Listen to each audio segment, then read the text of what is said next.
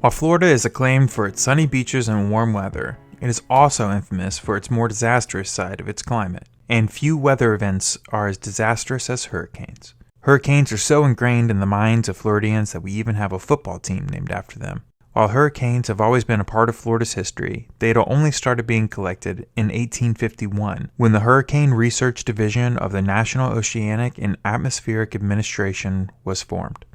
Since the founding of the research, there have been an estimated 97 hurricanes to hit Florida, meaning roughly 40% of all hurricanes formed around the world have hit Florida. One little-known hurricane fact is that Spain's first attempt to colonize Florida was in fact foiled by a hurricane. In 1559, Spain attempted to create a settlement in the Pensacola Bay area when a hurricane destroyed their infrastructure and sunk their ships. 1,500 Spanish settlers were lost. During the 1920s, Miami was reaping the economic rewards of the land boom as the population and wealth of the city expanded rapidly. But when the hurricane of 1926 hit, Miami's boom came to an abrupt halt.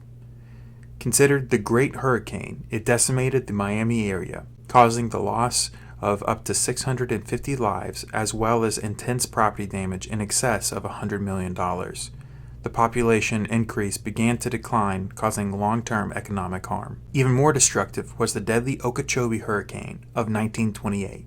The storm moved inward into the state and flooded Lake Okeechobee. Similar to the way Hurricane Katrina played out, the dikes broke and the water flooded the towns surrounding the lake. Almost 2,000 people were killed. The Labor Day Hurricane of 1935 was the third most powerful cyclone in history. This storm was so powerful that a woman was blown over 40 miles from an island in the Keys to Cape Sable. When the Coast Guard found her, she was holding on to her child. Tragically, both perished. The Keys were hit the hardest by this storm, and nearly all structures and buildings were destroyed by the Category 5 hurricane. An estimated 400 people died.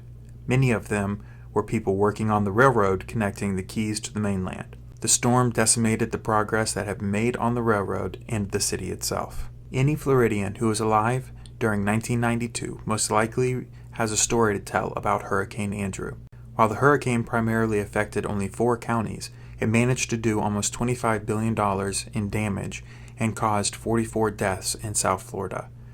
The total damage done to the state is estimated at $34 billion. People describe the storm's winds as the sound of a freight train coming towards them. Windows were popped like bubbles. Houses were flattened down to the foundations. Once the dust settled, South Florida looked as if an atomic bomb had been dropped on it. For 14 years, it reigned as the most costly hurricane in history until Katrina hit New Orleans. Hurricane Irma is the latest Category 5 hurricane of note. In 2017, Irma slammed into Florida with winds up to 145 miles per hour, knocking down power lines and even entire houses. The hurricane left 73% of the state without power. Trees that had stood for over a century were toppled by the storm. On ranches throughout the state, feet of standing water stretched as far as the eye could see. Many rivers and lakes flooded due to the amount of rain deposited by the storm. Overall, it is estimated that over $50 billion worth of damage was caused to the state of Florida. Hurricane Michael struck in 2018, destroying the property of many Floridians. The economic impact of hurricanes can be far-reaching and unpredictable. According to the Lay of the Land market report, timber prices impacted by Hurricane Michael dropped to approximately one-half the pre-storm levels as the glut of the salvage wood hit the market. These prices were for those timberland owners who were fortunate enough to get their wood into the mills, as there was much more salvage wood available than the mills could process.